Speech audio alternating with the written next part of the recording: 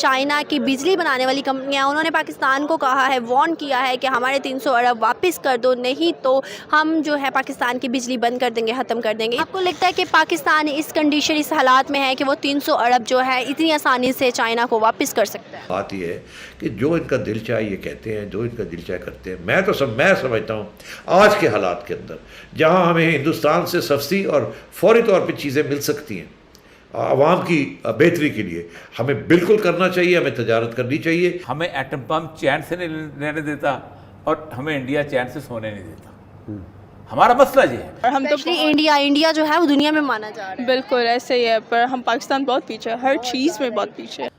ہمارے طرف تو انڈیا کھڑا ہوا ہے، دو ہی لوکیشن ہیں جہاں وار ہونی ہے، ایک یوکرین اور ایک پاکستان۔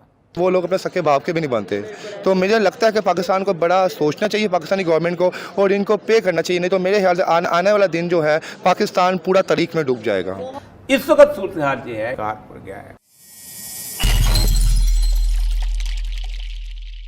چائنا کی کمپنیز نے پاکستان کو وارن کیا ہے، چائنا کی جو بجلی بنانے والی کمپنیز ہیں پاکستان کو وارن کیا ہے کہ اگر ہمارے 300 ارب نہیں واپس کیے تو پاکستان کی بجلی بند کر دیں گے، ختم کر دیں گے۔ اس سارے سینیریو میں پاکستان اب کیا کرے گا؟ پاکستان کو کیا کرنا چاہیے؟ جو چائنا کی بجلی بنانے والی کمپنیاں انہوں نے پاکستان کو کہا ہے، وارن کیا ہے کہ ہمارے 300 ارب واپس کر دو، نہیں تو ہم جو ہے پاکستان کی بجلی بند کر دیں گے، ختم کر دیں گے۔ اس سینیریو میں پاکستان کو کہاں پر کیا کرنا چاہیے؟ میم سب سے پہلے تو میں آپ کو یہ کہوں گا کہ جب آپ کسی ایسے پوائنٹ پہ کھڑے ہوتے ہیں جہاں پہ آپ کے پاس کوئی آلٹرنیٹ آپشن نہ ہو، اور آپ کو یہ پتا کہ الیکٹریسٹی کا ہمارا شروع سے ہی پرابلم رہا ہے، اور ہمارا پاکستان کا جتنا بھی بزنس سسٹم ہے وہ الیکٹریسٹی کے اوپر ڈیپینڈ کرتا ہے، تو میرے حساب سے جو بھی نئی گورنمنٹ آئی ہے ان کو فرسٹ پریورٹی پہ چائنا کے ساتھ کمپٹیشن کرنا چاہیے، جو بھی ان کے معاملات طے پاتے ہیں اس کے مطابق ان لوگوں کو اپنی جو بھی ان کی پیمنٹ ہے وہ کرنی چاہیے۔ آپ کو لگتا ہے کہ پاکستان اس کنڈیشن، اس حالات میں ہے کہ وہ 300 ارب جو ہے اتنی آسانی سے چائنا کو واپس کر سکتا ہے؟ میم دیکھیں،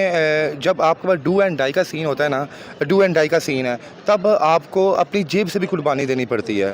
تو چائنا ہمیں چھوڑ دے گا تو پاکستان پھر کہاں سٹینڈ کرے گا؟ وہ میرا نہیں خیال کہ انہوں نے اتنا ٹائم دیا بھی کیوں ہے پاکستانی قوم کا بھی تک، وہ شاید اگر دے بھی رہے ہیں تو پاکستان نے جو ان پہ اتنے احسان کیے ہیں، ہر پاکستان واحد ملک ہے جسے چائنا کو سب سے پہلے تسلیم کیا تھا کہ چائنا آزاد ہو چکا ہے، شاید وہ تھوڑی بہت فیورزم اس لیے دے رہے ہیں کہ پاکستان ان کے ساتھ اچھا ہے، لیکن بزنس کے معاملے میں وہ لوگ اپنے سکے باپ کے بھی نہیں بنتے، تو مجھے لگتا ہے کہ پاکستان کو بڑا سوچنا چاہیے پاکستانی گورنمنٹ کو، اور ان کو پے کرنا چاہیے، نہیں تو میرے خیال سے آنے والا دن جو ہے پاکستان پورا طریق میں ڈوب جائے گا۔ بہت زیادہ ایسے ہی ہے۔ آپ کو کیا لگتا ہے، کیا اس سارے سینیریو میں پاکستان کسی اور کنٹری کی طرف جائے گا؟ اب دیکھا جائے تو پاکستان انڈیا کے ساتھ ٹریڈ کرنے کا سوچ رہا ہے، کہا ہے اور ٹریڈ کرنا شروع کیا، تو کیا پاکستان انڈیا کے ساتھ ٹریڈ کرنا شروع کرے گا تو پاکستان جو ہے انڈیا کو کہے گا کہ ہیلپ چاہیے، یا پھر انڈیا پاکستان کی ہیلپ کرے گا؟ میم میں اگر کہوں نا کہ ہیلپ آپ کو کر لینی چاہیے، انڈیا ہو جو بھی ملک ہو، کہتے ہیں حضرت علی رضی اللہ تعالیٰ عنہ کا فرمان مبارک ہے کہ کیا نام ہے، کوئی نہ کوئی حقیر پیشہ اپنا لو آپ کسی کے آگے ہاتھ پھیلانے سے۔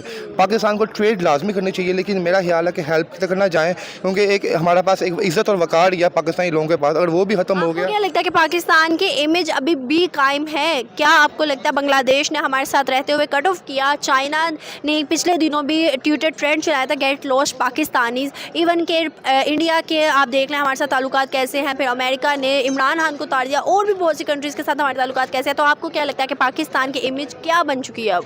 میڈم پاکستان دیکھیں، ہم لوگوں نے اپنی امیج خود خراب کی ہوئی ہے۔ مگر میں یہ کہوں کہ اگر کل کو یہ فیصلہ کرتی ہے کہ جی انڈیا کے ساتھ تجارت ہوگی، تو کیا وہ کہتے ہیں ٹریڈنگ کے، اگر آپ کی ایمبیسی ہے، آپ نے ڈپلومیٹک ریلیشنز کٹ آف نہیں کیے، تو تجارت میں کرنے میں کیا حرج ہے؟ عمران خان کی حکومت نے یہ کہا تھا کہ ہم تجارت نہیں کریں گے جب تک آرٹیکل 370 کو واپس نہیں لیا جاتا۔ مجھے یاد ہے اس وقت کور کمانڈرز کانفرنس ہوئی تھی، اور اس وقت کور کمانڈرز کانفرنس میں جو پریس ریلیز ایشو ہوئی تھی عائشہ، اس میں اس قسم کی کوئی بات نہیں تھی، انہوں نے تو اس کو لائٹلی لیا، تو انہوں نے کہا جی ہم تو پہلے ہی 370 کو تسلیم نہیں کرتے تھے، ہمارا تو یونائٹڈ نیشنز والا موقف ہے، تو یہ انڈیا جو مرضی کر لے، ہمارے جو موقف ہے اس سے کوئی فرق نہیں پڑتا۔